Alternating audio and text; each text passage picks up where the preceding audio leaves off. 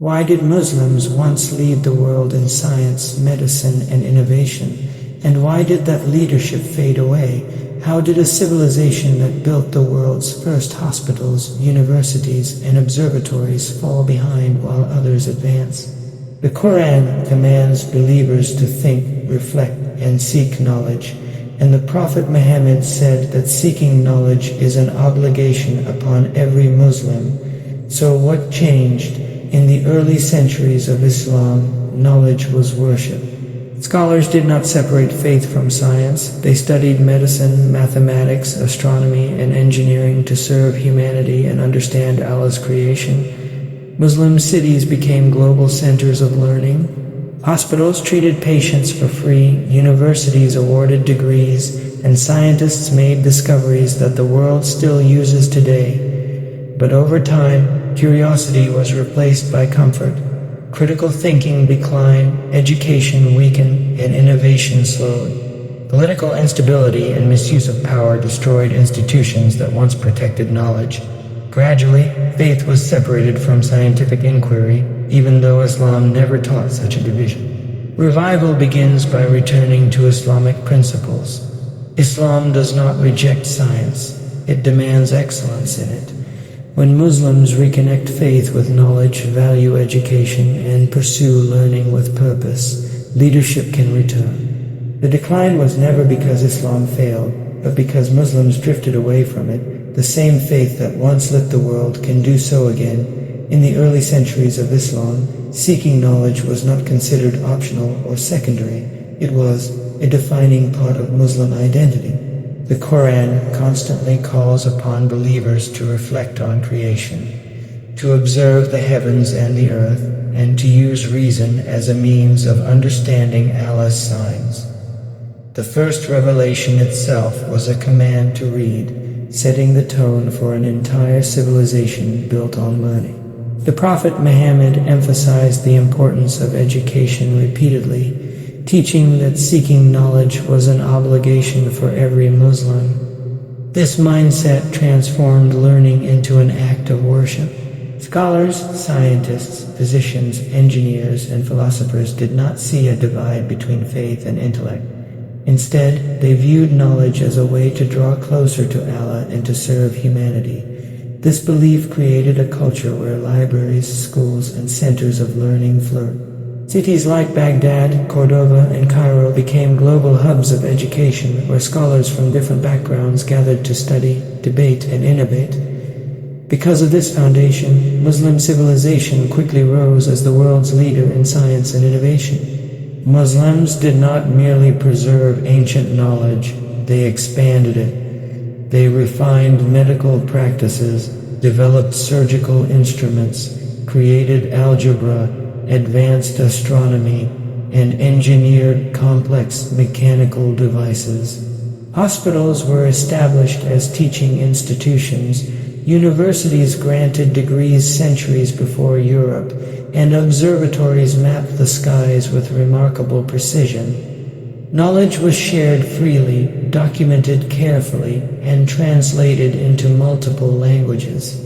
This openness allowed ideas to spread across continents and generations. Innovation was driven by necessity, curiosity, and ethical responsibility.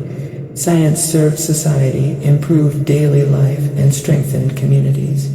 At a time when much of the world was struggling with illiteracy and superstition, Muslim scholars were conducting experiments, writing encyclopedias, and building systems that still influence modern civilization today. Over time, however, this strong relationship with knowledge began to weaken. Education and critical thinking gradually lost their central place in Muslim societies. Instead of encouraging questioning and intellectual exploration, learning in many areas became limited to rote memorization. Curiosity, once celebrated, was sometimes discouraged. Scholars who challenged ideas or explored new fields were no longer supported as they once were. As generations passed, the passion for discovery faded, and comfort replaced curiosity. When a civilization stops questioning, it stops progressing. This shift did not happen overnight, but slowly, as priorities changed, and intellectual growth was no longer seen as essential to fate or success. Political instability further accelerated this decline. Power struggles, internal conflicts, and corruption diverted attention away from education and innovation. Resources that once funded libraries, schools, and research were redirected toward luxury, warfare, or personal gain. Scholars lost patronage, institutions collapsed, and centers of learning were neglected or destroyed. Leadership that should have protected and promoted knowledge instead weakened it. Without stable governance and vision, scientific and educational systems could not survive. When power is misused, societies lose their ability to invest in the future. As political authority became more focused on control and progress, the culture of learning that once defined Islamic civilization slowly eroded. Another major factor was the growing separation between faith and scientific inquiry. Islam never taught such a division, yet over time many Muslims began to view science as something detached from religion. Knowledge was no longer seen as worship, but as a worldly pursuit with little spiritual value. This misunderstanding weakened motivation and purpose. When science loses its ethical and spiritual foundation, it becomes hollow. When faith loses its intellectual dimension, it becomes stagnant. The balance that once fueled innovation was lost. Scholars were either seen as religious or scientific, rarely both, breaking a tradition that had once united intellect and spirituality. Revival begins by returning to the original Islamic principles of knowledge. Islam does not ask Muslims to choose between faith and science. It demands excellence in both. The Quran encourages reflection, research, and understanding, while the Sunnah teaches responsibility, ethics, and service to humanity. When Muslims reconnect with this balanced world, progress becomes possible again. Education must be valued, curiosity must be encouraged, and knowledge must be pursued with purpose. History shows that Muslims thrive when learning is honored and decline when it is neglected. The same faith that once lit the world can do so again, if it is understood, lived, and applied correctly.